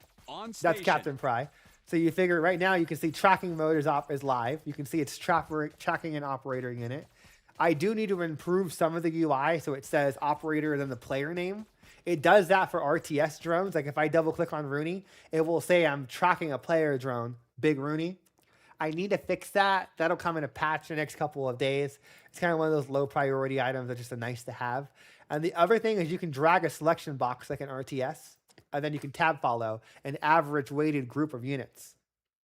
So the system will be like, oh, let's say, for instance, you're trying to tab follow, I don't know, 10 guys or whatever. You can't. So like you figure whenever they start doing attacks, I'll demonstrate that. And if there's too much information on the UI, then you can simply go here and start turning off stuff until you get whatever it is you want to see on the game. It's however you Do I want to have engage with the authorization tool. to get a vehicle? Ajax Do Cross. we have all the operators in that want to be in right now? I say I'm still waiting on money. Yeah, let's go ahead and hold off on vehicles Go ahead. until we can get the operators in. If you're gonna call your operators in at the military base, we'll do a fly over the map and drop you off at the checkpoint. From the checkpoint, if you look at the map, it's all marked out. You can take a patrol route up to that center fob in the park there, and then we can kind of go from there. Now, one of the other They're off things the rails. that's a design goal for when we push the mini-map further is basically having more cross-engine communication to where if you double-click on this map, it'll jump your RTS camera, whether you're on another device or the same device. Having it to where the plans that are on this left window stream into the game, whether you're a client or a server. That's why I'm alluding to the point of this is a stepping stone for improving the tactical map and the base map. We're refining it and improving it on the top left, and then everything is going to be added to the tactical map and shown in the game live, and then you'll have filters the same way you have this. So if I go over here to tools, and I go to battle plan and tactical tools, you can see I can go over here and I can draw an arrow, and then I can associate some text, and then I can go over here to the hand tool. And then there you go. Like there's a little arrow. I can resize it and basically draw out stuff or whatever. That's a weird visual glove. You can put text in. You change the color of the text. Are all Rennie, if operators you'd in? mind putting a hold on the evac for just a minute. We're trying to get a few operators in. You can put shapes in. And just map Alright. things. I mean, this was basically inspired off of a combination of Supreme Commander, Got my Arma, guy. Battlefield's Commander mode. Is basically the inspiration for a system like this. And then that way, like you can change the line thickness, you can change the object size, erase tool. And the thing is, right now, everyone has their own simulation of the map. Nothing's synced. So I can go and I can start deleting some of this visual clutter once things have been established to a point where I don't need it anymore. Now I'm going to leave it just for the sake of just demonstrating the mechanics. And I can also delete these bookmarks by middle mouse clicking them. Or I can create new bookmarks by right clicking. So as the war changes, things are moving. You want to jump around the different points, you can relatively quickly. Now these controls have a different version of this on tablet. Next Some- operator. Certain things you can't perfectly do on tablet. Like on tablet, you can pinch Please, and you can Jackie. use that to rotate. On desktop, you can rotate with Q and E. You can zoom in and out based off of wherever your mouse is. But on a tablet, you have to like pinch it and zoom in. You got to like turn it sideways and left and right to rotate it left and right. And then if you screw up your orientation, you can always go up here and reset all of that. And then you have a quick tool here where you can really quickly set down markers. So let's say, for instance, in our planning, well, they haven't really done this too much, but let's say, for instance, like Riff, did you already send out the updated plan? Yeah, the updated plan's all pushed. Where It's is in it? the channel chat. Okay, I will demonstrate the updating process as it stands right now. Okay, so I went ahead and marked out patient zero's location as well as like the primary infected zone. so in this use case of what we're doing, because there's no live streaming per se, basically somebody would have to go and change their plan and then hit copy snapshot or generate QR code and then basically resend that out to their friends. So if something changes, then you would do that. You click this button and then it's going to update with this newer plan and then you just reconnect. I'm going to have to fix that so it detects if the current browser is still open and basically will refresh from the current window. But you can see they marked where patient zero was, and they set up a no man's land of like, no one should go in this area, leave her alone, don't accidentally try and aggro her to our bases. And then essentially they would like set up patrols and start basically trying to push out. Because ultimately their goal is to eventually set up an FOB over here at Alpha and then start to basically spread out and bridge the gap between, what base is this called? The main CERC military base and the checkpoint here. Try and encase her and this L, and then potentially start to actually push from the dock, go from the left, and contain her into the initial starting area. And then all the All while, operators in military. all the All while, operators in military base. you My can bad. all the while you can go here and you can track your income. So you can see military base has an income of 375.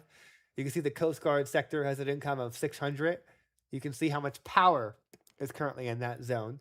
If you need to basically allocate more resources to basically secure said zone to get more power in, it's starting to turn negative, X, Y, and Z. And another cool feature of this UI is it actually shows you the true population that can move into a zone. So your base population 7,000, but your overpopulation will allow 8,752. Wait. Contact. So, because like you have like this where you set migration transfer limits, and if you're moving people from military base to College Square, it will actually calculate that dynamically for you. So if I go to, let's say, military base, and I basically say that I want people from College Square to move to military base, I can click on this, click that, and then you'll see over here, if I go to College Square, you'll see that the migration target is currently military base. So you know in a moment glance if someone's setting something weird that's contradictory, or if you just want a quick management window of like what is going on. If I turn on active intake in this zone, you'll see that military base now says it's enabled.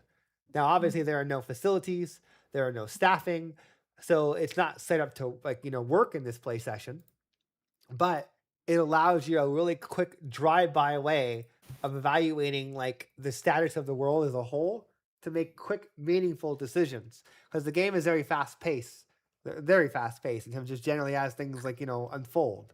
And you can see that as a player is scouting, you can see that these red icons that are showing up on this mini-map are permanently on the other mini-map. So now you can plan around that. And a cool little feature is the radial. So if I right-click here, and this also is on tablet, that was the inspiration for it, I can draw like a freehand thing, and I could draw stuff or whatever. I'm not really good at drawing. I'm not an artist.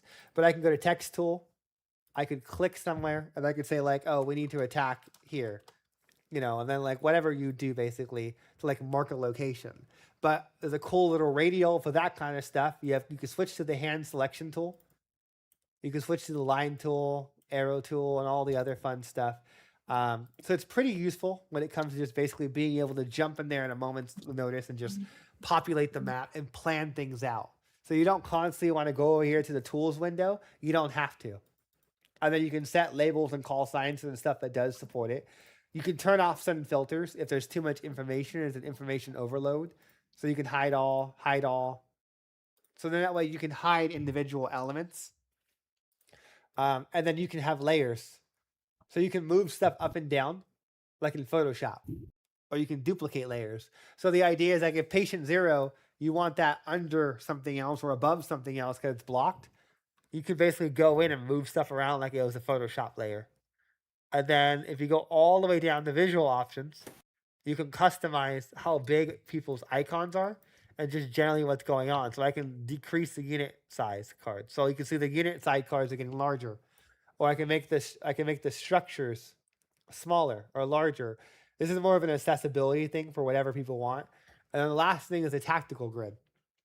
So the tactical grid allows you to basically zoom in and in a moment's notice be able to jump around strategically on the map. So if I type in grid jump, which I don't know why it did that. They pushed. Let me go over here to grid jump, turn that on, and then I reconnect. Zoom in, turn on tactical grid, and then I'm going to type in, let's say, C5-G1, and press go. It'll center the camera at C5-G1. Or if I want to basically, look over here at E6, E14, E6, let's do J4. Then move over there, press go, it'll move you there. So that's more for the armor crowd, military sim, that kind of fun stuff of being able to kind of dissect and see that. There are tutorial hints that basically will explain every tool as you're using it and give you insight in terms of how they work and function. You can hide and turn on and off the bookmark bar if you don't want to use that. You can turn off the grid jumping. You can turn off the bookmark location so you don't see them physically in the world. So like if I go over here, let's say, and I bookmark a location, then I can basically, oh wait, it's having that visual bug. It does. I got to figure out why that does, but sometimes it'll like create a tab. It'll like move the entire window up. It's like this weird visual bug I got to look into. But where was I? I was at the, hold on, bookmark locations.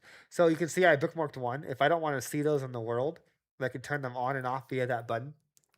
So you have a lot of different ways of engaging with the map. And we want to know what you guys like and what you hate. So then that way we can feed this back into how we design the other map, the real mini map when we get to that point. So then you can go here and you can turn them off. I am not photographic memory to no degree. So after maybe like 10 to 15 minutes, I would definitely forget where my bookmarks are. So I put that in there as just a quick little like ease of use item. And then you can turn off the player names if you want to remember their colors, but you don't want to see their names. I think that's pretty much it when it comes to that. Because I mean, we made the UI pretty customizable. There's definitely something going on with like when you turn those windows on and off. I'll have to investigate that going into Monday. At this point, it's really just a matter of just jumping in there, trying it out. Map borders and map zones aren't currently supported just yet. There's a technical reason that I still have to get over in terms of the best way of visually showing the zones, because that would be your way of tying it into these and these colors. So that's something I have to work on over the next couple of weeks. And then you have security ops, so you can turn off the ops if you don't want to see them. So that allows you to basically filter them and like, okay, I only want to see the high specs. I only want to see the medium specs. I only want to see the low specs. So you have a lot of options here to kind of like filter what kind of information you see. And then under menu, you can also manage it. This is more so for tablets. If they don't like, if they're having some kind of weird cropping or other issues, you can go up there and click on that. You can see the current roadmap of what we're planning to do, which is the two-way planning is something that's going to be focused in the next week or two when we do the other mini map. So we're going to give us about, we're going to give us about a week or so as incubation to kind of get some feedback, see what people like, see what they hate, and then when we get to a point in the next week or two where we're going to drill this into the base mini map, and you're going to see the same tool planning tools that are on here adapted over. Are you guys getting wrecked? Give me orders. Oh, let me show that. Doing fine. What happened to the second Humvee? It's probably dead. Like, I have no clue why it suddenly exploded. He went into the gate and just got destroyed. Yeah. Oh, ammo. I love you for that. I got you. So you can see in this example, I'm basically tracking the operators so I can double click on them. And then I can follow them on my window while I'm over here doing whatever I'm doing in terms of like, you know, building a base, doing that. So now I can go over here and build a base and then keep an eye on them and see what's going on or whatever else. Let's see. How are we doing? We're doing decent. No one's dead yet. Do y'all get that updated map? Oh, the updated one? Yep. Well, we're gonna push move on to the Q&A in just a second. So let me open up the next update so I can show them. Are we getting overrun? Oh, you updated what the red zone was. Okay.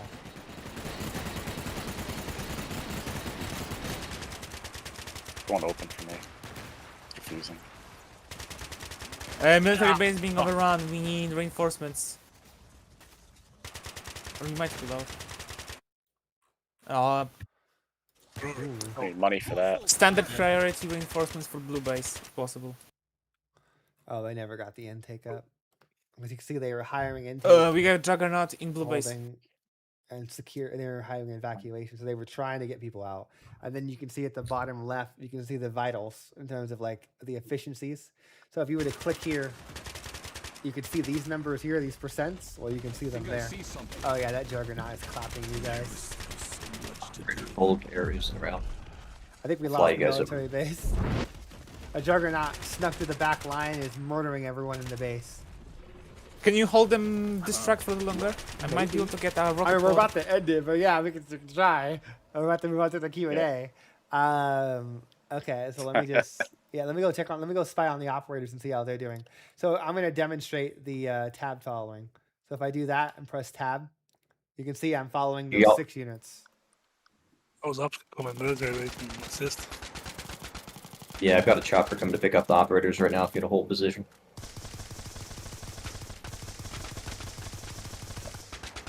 You guys flight over. We have money. They have Oh, standard I effective think I floating guess, in. I guess military nobody base was held The out. juggernauts are gone. The Yeah, standard no- are floating in. Yeah, no one was controlling that operator, I think. Oh, okay, we got him. Oh, we got massive Yeah, infected horde coming I in. think I see we something. can delay them, but we won't be able to stop.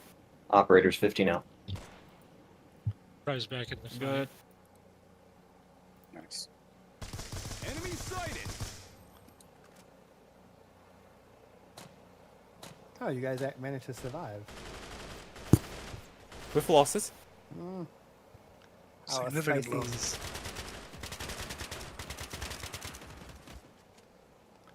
Okay, buy time. Bears. Literally buy time. Bears. We are negative on cash. I got contacts. Oh, those operators saved the day with those MDLs. Spike turret outside the base. Who built a turret in the doorway? Like I did, it was just to be Was that quick, just a to be panic something. turret? Yeah, that's like a panic turret. Really. Spawn It is. Sounded like a good old panic turret. We need to hold out till reinforcements arrive. Unless they arrive right now. Oh, there's another wave of spinners coming in too. They're trying to basically overwhelm us.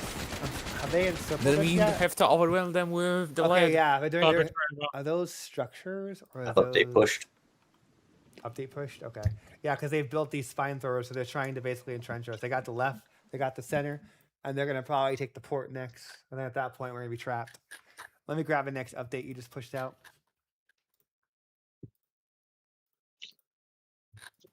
Oh, you updated the red. Okay. Let's see. That We got a I mean, bunch of guys Fob Alpha is coming. gone. They've completely locked that down. You guys are in full retreat over there. Let me do the undo key. I accidentally did that. We need to add a lock layers feature. So when you save them, Some you can lock guys. stuff so they don't accidentally, you don't accidentally ghost click them trying to double click on a unit inside of a box. I'll write that down as a wish list because now that I'm like kind of playing with you guys in a bigger group, I'm like, we need a lock. Getting more engineers. Dang. Yeah, because we basically, how did we do on the cordon? Yeah, that held. They gave up trying to breach the cordon, and now they're just trying to basically, you know, kill us in the military base, and they're going to focus all their attention over there. There's nothing I down just there need we're going units for. to use over here. Update pushed. Spires marked. 2 heavies, Oh, you marked 2 the gas engineers, towers? rocket launchers. Yes, sir. That's another useful thing is that technically you could have a mortar player where essentially you mark the gas towers and then you're like, hey, like I need you to keep these positions locked down. So if a gas tower pops up here or here or here, your job is to provide counterfire and make sure the gases don't spread over our primary base and kill us all. So this is also a good visual tool so you can remember, you can remind yourself just generally like the layout of the base, where they're going to come from. And where you need to kind of like, you know, have a plan or a counter plan. Because the biggest thing is like you can make as many plans as you like just by pressing new or duplicating or renaming. So you can make plans upon plans for every map. And then as you load into maps, they'll automatically only show you the plans that are available on the current map. So then that way you're like, oh, we're gonna go with alpha plan. We're gonna go with like, because you can see he named different ones. So this is another plan that he did as a mock-up that he sent me. But then we also have like alpha plan, which is one, this is one Big Rooney did, where he was doing like an evacuation setup. But he was basically doing a mock-up of like, oh, well, I'm going to set up a base here, lock this off. These are the infection gas towers. Oh, I keep clicking on that. That's why I need that lock feature. And then his evacuation site is here. He'll have defenses here, another outpost over here. And you can kind of see like another example of like a quick little mock-up someone drew of how they want to play. And then their goal is to secure the garage at all risk, whatever, and then put some mortars and some infantry up there so they can run kill teams into the city and just transport them via helicopters. And then going back to the current one that Rift's been doing, Then I can switch back over to it, and then boom, bada bing, bada boom, I'm back to my plan. So it gives you a lot of flexibility. I can't wait for you guys to try this out going into tonight, because right after we end the broadcast, I'm going to be releasing this patch to everyone, so you guys can go in with your friends and just break it apart, have fun, and just tell me what you think, what you like and what you hate. Because personally, I think this is a great, useful tool. Just generally from just helping people understand the battlefield, what's going on, and just helping make quicker decisions. Because I can monitor this over here, and then I can be over here building an entire base and have the mini map in the game as an overview, and then that mini map of like, hey, Quivly, Big Rooney, how are you guys doing? Do you need help? Should I send a helicopter? You know, so it almost gives you another pair of eyes at any given time. So you figure, I think we're gonna wrap it up at that point because we still need to move on. Derivar, you ready? You guys ready to? I'm gonna save this and we can pick this up later. So I'm ready to rock and roll. we'll call it. I'll name it CERC HQ Co-op. So I do want to actually continue this and play a real game later on. So we're gonna exit without saving, and then it'll disconnect on the far left. It'll say the game closed, so it understands that, and then it'll move on. So now we're gonna move on to the next live item because we got to get the Q&A. Okay, so next thing would be the infected combat improvements. These next ones are pretty light. They're really just related to just infected or a lot more resilient in terms of continually meleeing you as you move. Because there were a lot of like prerequisite checks where like they would be a little too, I guess you can say they were a little too accommodating to not meleeing you, even if you were like right in front of them and you kept moving. So they're more like, I guess you could say aggressive towards meleeing you. And even if you move out of the way and you were the perceived target and someone else walks in front of it, they'll still do the melee because there was too many layers of correction there where like they would hit someone else, but they would not melee in those instances because it wasn't who they wanted to kill. So that was another change that came down the pipe. Oh, I keep hearing someone's mic turn on and off. I think it's Quivly. So you'll notice that going into tonight. One of the other fixes, we're going to just rapid fire this because we've already been here for a while. And then one of the other fixes was civilian administration stuff. So we were playing a lot of sessions, testing out the mini-map, testing out performance, and there were some improvements made to civilian evacuation as a whole in terms of just generally the euthanization tents. Now, Kat and a couple other people brought to our attention that there were some edge cases with the buses and with generally just the euthanization tents, where if you were evacuating from a red zone, sometimes you would still get negative reputation for whatever reason, even though the system had flagged them as infected. And then in turn, you would get militiamen trying to kill you. We did fix that desync. We fixed some other desyncs to civilian evacuation on the UI to where basically certain people would see different states of the world when it comes to evacuation from a client to a server. So you will notice that the euthanizations are a lot more efficient and you will not be negatively affected as much for killing infected people. I mean, you'll still get some, but it was to the point where it was like, it was counting infected people was non-infected in some cases, stupid Apple thing. And that was really, really bringing down your reputation in those zones. So you're going to notice that as well. Going into this patch is that it'll be a lot more reasonable, and let us know what you think about that. Otherwise, other than that, the only other thing was just a series of bug fixes and stability fixes for crashes. We've been going through the Discord, going to the Steam. I think there's like 2 threads that I need to respond to that were copied and pasted and generated on Discord for me. I don't know if Guardsman did them for me, but I need to go and find down the original threads because I fixed them because they were reposted on Discord. And I don't know if the person that posted them on Discord was the original author that posted them on Steam, but there were a series of crash fixes for attack move, for mass gates. Like you'll notice that gates, like I noticed a lot of people were submitting save files where they would have like 40, 80, 100 gates. And there was a performance consideration, a performance implication with that I also rectified and improved as of this patch coming out to where like it's a lot more, I guess you could say scalable for people that like to build really large, expansive bases with like a lot of gates and a lot of layers. So I'm curious like how that feels to you guys, because again, like there's a lot of behind the scene changes for this. Let's see, what else is there? I think that pretty much sums it up for stability and bug fixes. I think at this point we're gonna move on to Q&A. So if you guys have questions, hit me with them. I'm just looking at the sub items for that, and that should clean up. Yeah. Yeah, that cleans it up. Yep. What do we have for questions? All right, let's have a look. So,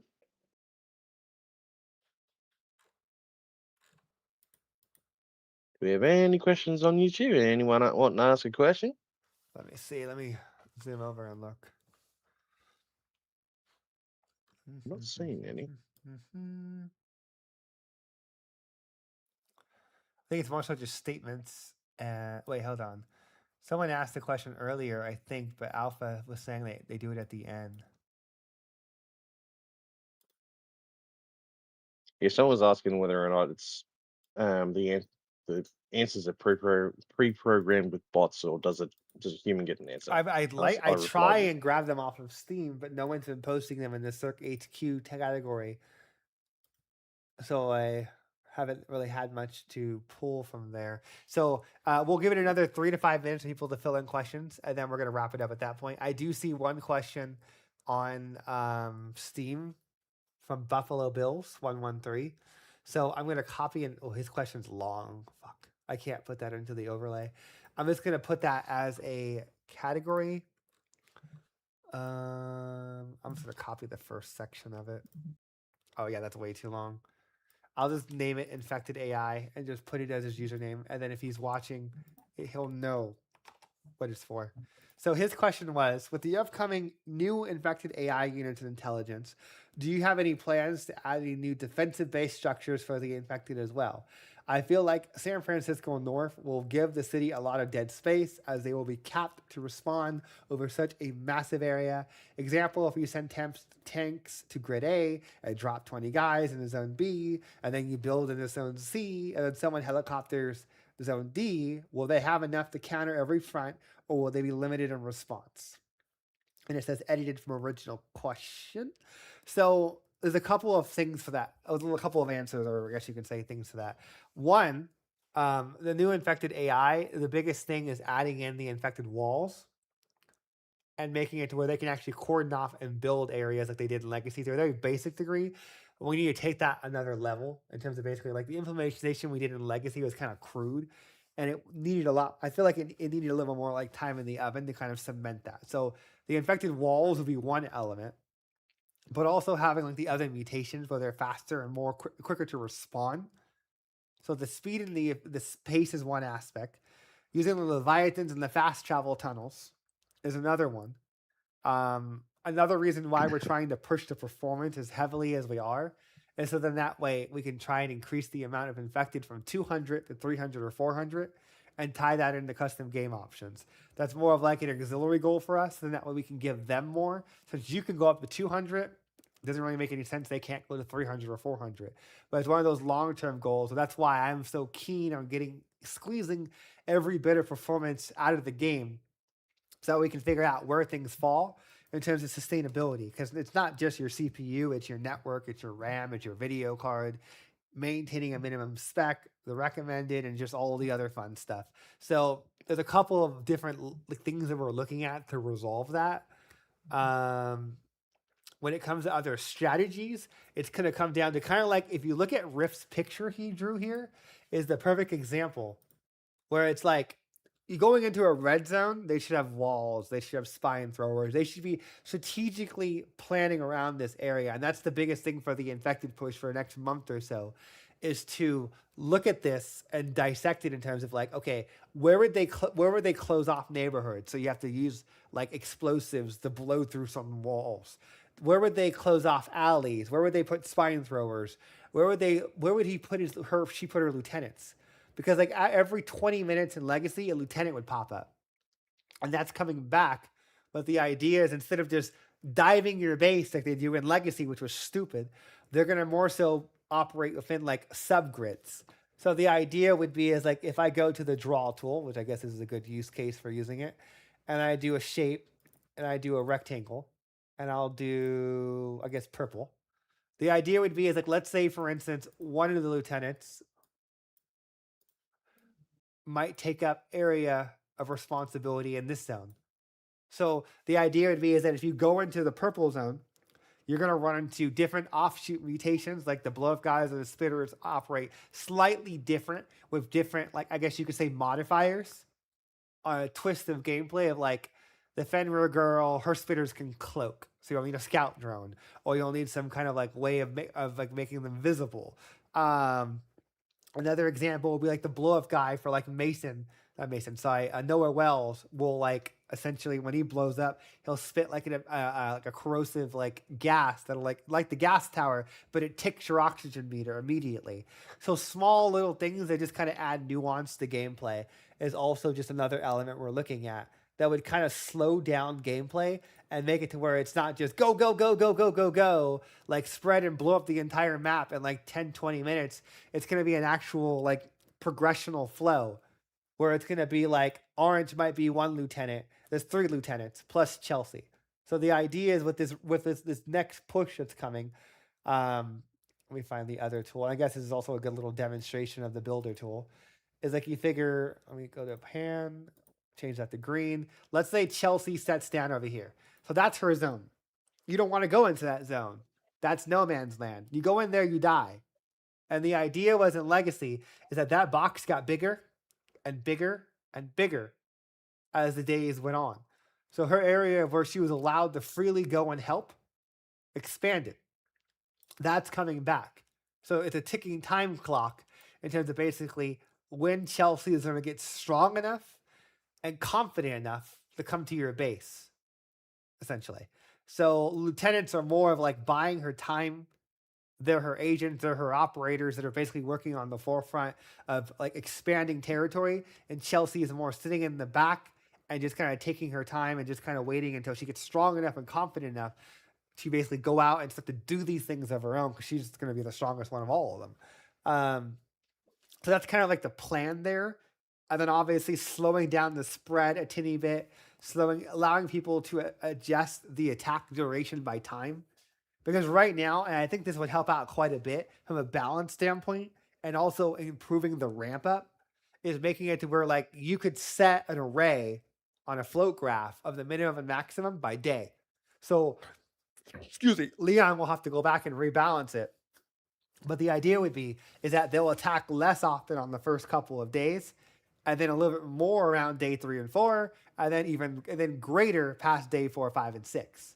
And I think that would also help alleviate some of the issues that I've been seeing on Steam and on Discord and blah, blah, blah, blah on Reddit, where it's like, oh, like it's good, but it's too fast sometimes. Now, the fast nature is obviously because in my mind, it was too slow in Legacy. It was way too fucking slow in Legacy. Like you had to wait like 20 to 30 minutes for something to actually happen, and it was boring. So a lot of it was changed and refined and made faster, and then we added multiplayer. So that obviously also added a little bit more of a faster nature, but that also left I guess you could say an unbalanced unbalance in terms of the speed. And while the spread multiplier and the attack duration does help you reclaim that and allow it to be playable in single player, I feel like those other mechanisms would kind of push it over the line per se and be what people are looking for in terms of like, okay, like now it feels a lot more comparable to Legacy for those that want that experience. I don't want that experience. I like the faster nature. I like the rapid nature of like the moment you drop, you got 8 to 10 minutes, they're going to find you, they're going to attack you. But I understand that's not for everyone. So that's why we're going to try and accommodate that a little bit more going into this next month. Because hit those different marks for everyone. So that question was perfect because it answered a lot of issues that I've been kind of seeing stemming from people in terms of the current shortcomings of the rebuild. So, any other questions that have been amassed before we end this? I think I've stalled long enough. I think Alpha Legion was asking if a Chelsea merch shirt was ever going to drop. A Chelsea what? A Chelsea shirt. No. Not for the time being. I'm not really looking into like that kind of merchandise stuff for the time being. Like, you figure I have to get a concept artist, and then I got to have them do all that later down the line. That's something that I want to do later down, but it's kind of like a wish list right now. Like for maybe not right now. So what else do we have for questions? Big Rooney asked a question. Is there any update on the skins for CERC Infantry? The grey is great, but me like some camo. Are you talking about the CBRN kit? I believe it's just having them a different uniform color instead of just gray. The only thing or that black. is currently in circulation for Michael is a backline item after he finishes the remainder of the infected variations for next month. And the faction stuff for Q4 is making a last support pack, which is a CBRN total mesh swap for every CERC unit in the game. That is the ground infantryman, akin to the defense team guys, or I guess you could say inspired by the defense team guys for the evacuation, or by I forget the operator's name, but that guy that has like that full gas mask look. Because I know a lot of people have wanted like a good like a visual change for like the actual like the CERC assault sniper heavy, where it's like full on heavy gear, CBRN gear, and that'd be a cool little way of like people that want to additionally support development and another visual we can kind of push out to later down the line. I don't have a timeline on that. Right now, he is fully locked in for like just finishing the infected, which we showed last week, and some of the in the faction stuff, which I actually have something to show for that. So here's one of the cops for Q4. I showed this on Discord a couple of days ago. If my bloody thing would load. And of course it's not going to load. Okay, we're going to just copy the media link and we're going to put that there. There you go. So there's one of the cops that Michael's working on for the factions update for Pierce's faction. It's an early mock-up. He's still working on it, but it's one of the things that he's kind of doing on the backlog while he's doing the infected stuff. So I just wanted to show that really briefly. Do we have any other questions? Yes. From Silver. We've also got one from Earth Alchemist as well. So Silver, what's his question? So Alchemist asks, how much would the Leviathan differ from the rebuilders opposed to the Legacy? So the biggest thing for the Leviathan, I'll write that in there.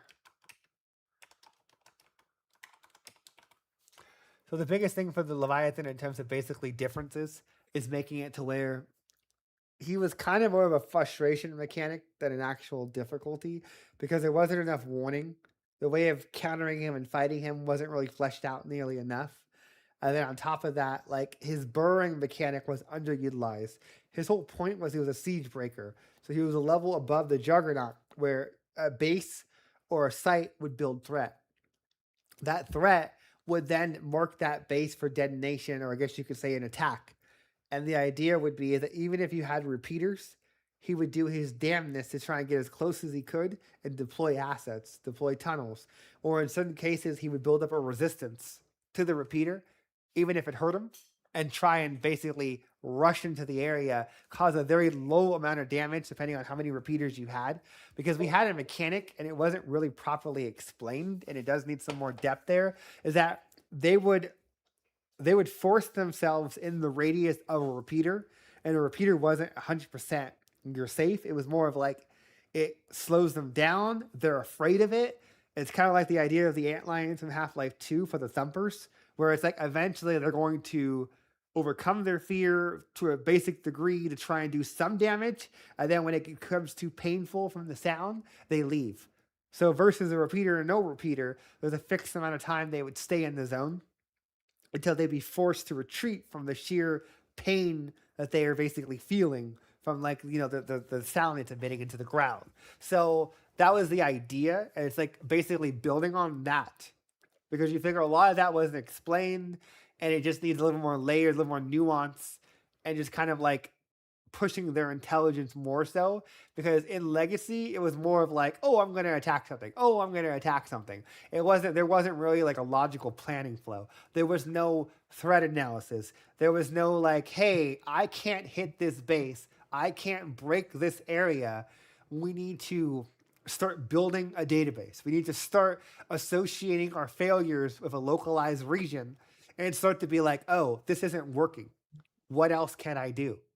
Can I stop attacking for a while and start sending in better infected?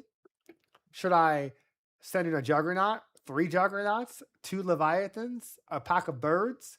The idea is having that ramp up based off of the days and then having that model where it's like, hey, like, think of it as almost like a series of boxes that have, I guess you could say, a number. And that number is increasing based off of attacks that fail. When they die, they don't reach their goal. And as that number increases, it would increase the threat. And as that threat goes up, your notoriety, whatever you'd want to call it for that outpost, is like, okay, we need to bring bigger and better weapons when better tech is available, when that kind of stuff. So that's part of the infected push, is baking that into the faction manager. So that way AI have a better understanding of this isn't working. We need to try something else. We need to that kind of stuff, basically. So in my mind, that's also kind of like fixing a lot of issues from Legacy in terms of the difficulty facing, because you're not going to get a Leviathan from the onset of immediately after they pop up. They'll wake up, they'll get birthed, they'll sleep under the map, and then because they would sleep under the map. Like they were a persistent enemy that never despawned. So if you had a Blackhawk and you threw the scanner on it, you would find Leviathans under the map just chilling, just sleeping, until either you disturb them by making a bunch of noise above them, or you made yourself enough threat where she would sometimes send them after you. But it was really random when they would pop up.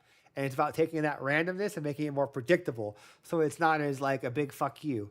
Because I don't particularly think this was that big of a deal, but I know in Legacy they had this thing where they would pop up behind all your generators and take them all out and then run. I think that's your fault. Like that's one of those mechanics and systems where that needs to come back and be improved, where they will map out and understand your base, find vulnerabilities in your defense, and destroy it. Open up a front. I'm going to make a reference here. Jurassic Park. Take the power out and all the animals will run free. Where it's basically the same thing here. You have an evacuation camp. You have infected in your holding cells. Power's out, they break out, they start killing everyone.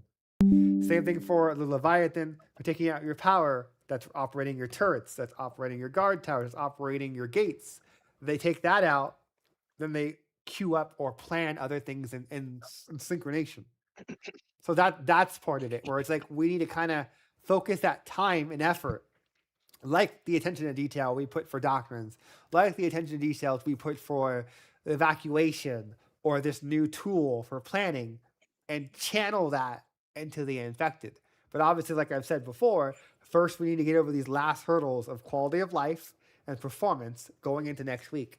Because technically we still have a week and change around the 31st to the 1st, where I'm going to look at what everyone's saying online, see what other issues or other things or like quality of life or performance are going on, and then decide at that point, do we give it a little bit more time, or are we going to basically cut it and move immediately into the roadmap, which is basically just the infected AI stuff that I showed on that roadmap page earlier in the discussion.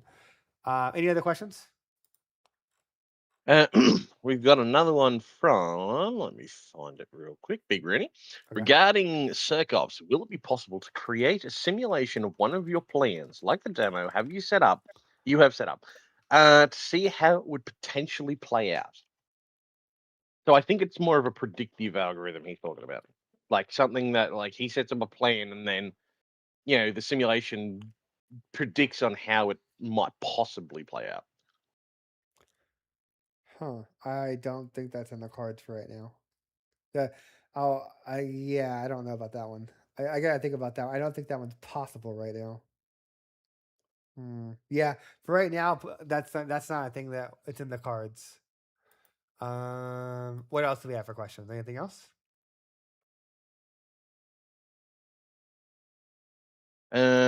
Phoenix asks, will the CERC have a counter to the Leviathans? Juggernaut. Abrams, Juggernaut, Apache. Technically, the Blackhawks, the Blackhawks is rocket pods. Those are basically your counters you can use the small, but it's not as effective. But the idea is like you figure it's the tier 2 and tier 3 strikers. You could use the MG and the mortars. It just takes a little more sustained fire. But that's why some of the newer weapons are coming in, and the Leviathan is kind of there to kind of up the ante for the infected because they feel kind of neglected in terms of like the grand scheme of things of variations. Anything else for questions? Let me have a look. Another one from Phoenix for Leviathan variant. Can we special Greg that? Can we get a special Greg that releases infection fog like the gas tower? Let me write that down.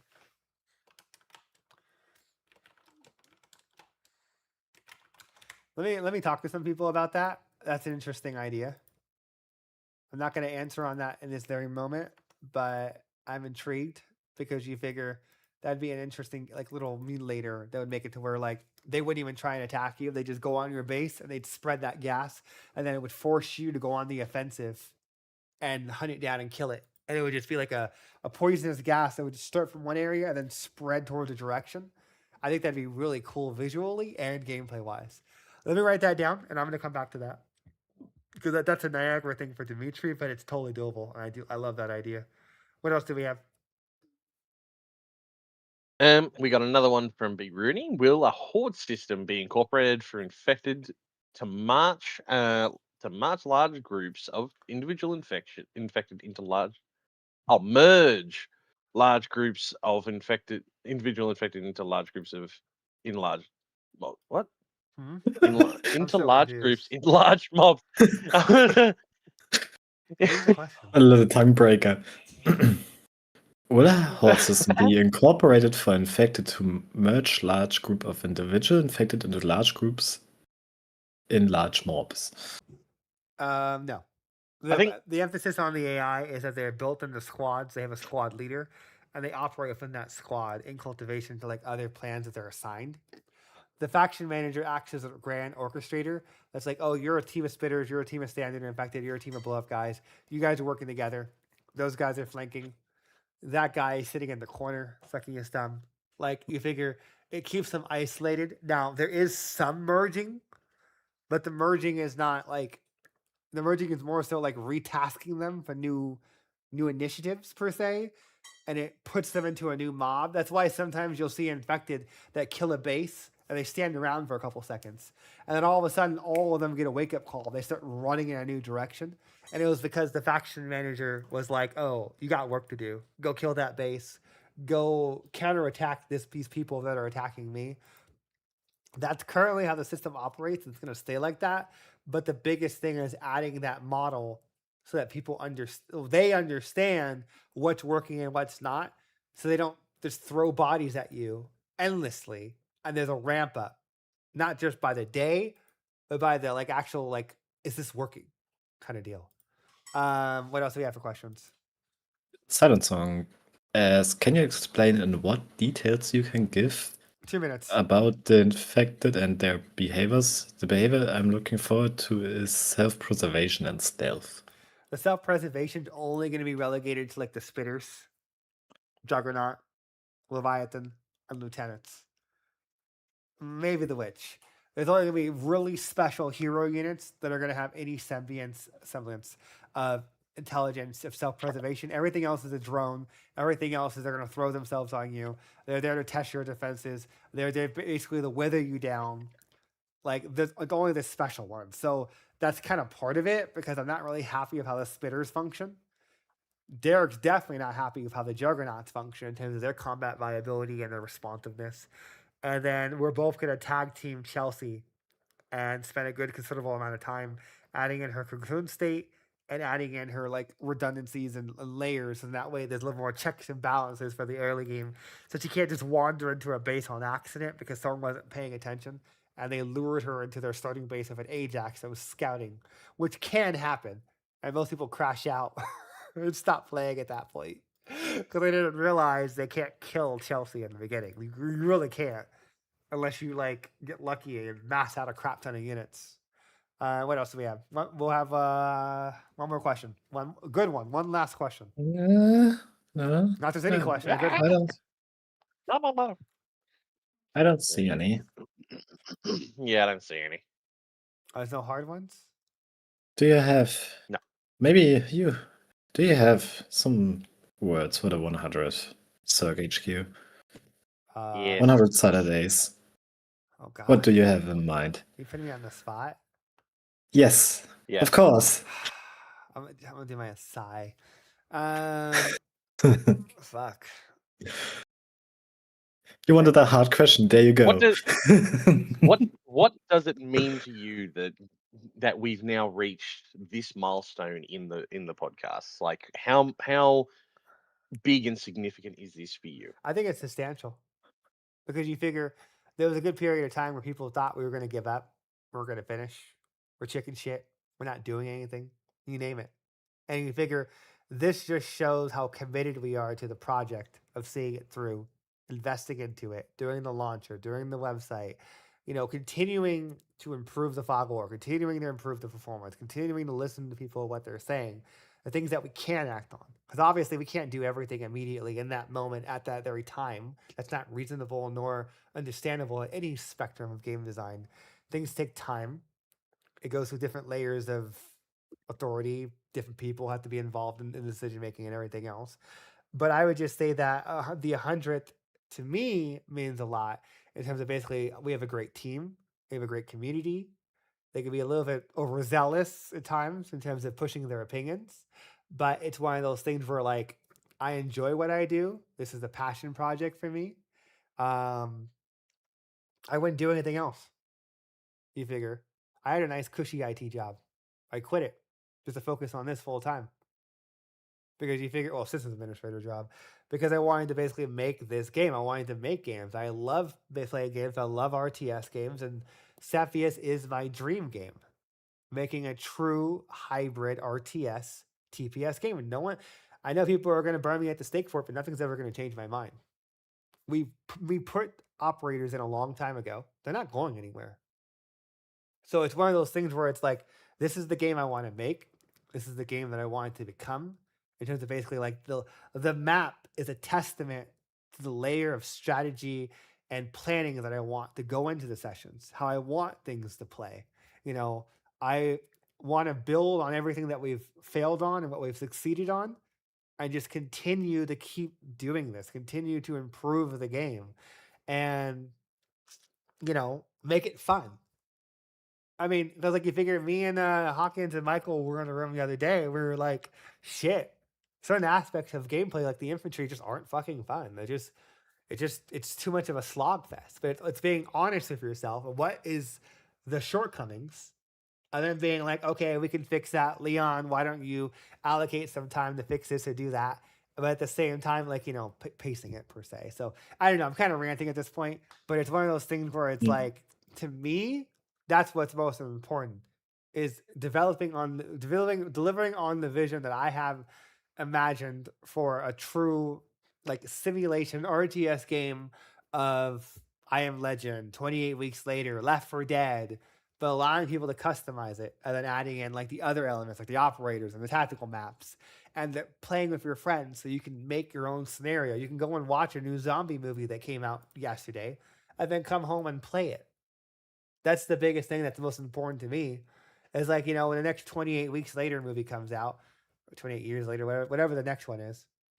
You go watch the movie, and then you can set up the scenario. You can frame things. You can customize the settings. You can turn off those infected, and then you can just have a good time, a chill game, So, I mean, that's what's the most important to me at the end of the day, and that's what's the driving force for just basically like continuing to develop, continuing to push the team, continuing to engage and converse with people that are respectful and understand as a human being on the other side in terms of basically like, I have no problem having a conversation. Just don't be a dick. I'm not asking that much of you. You know what I mean? So you figure just be respectful, be nice. I'll do the same thing. I don't have to agree with you. We can have a difference in opinion at the end of the day in terms of what you think the game should be and what it's going to be.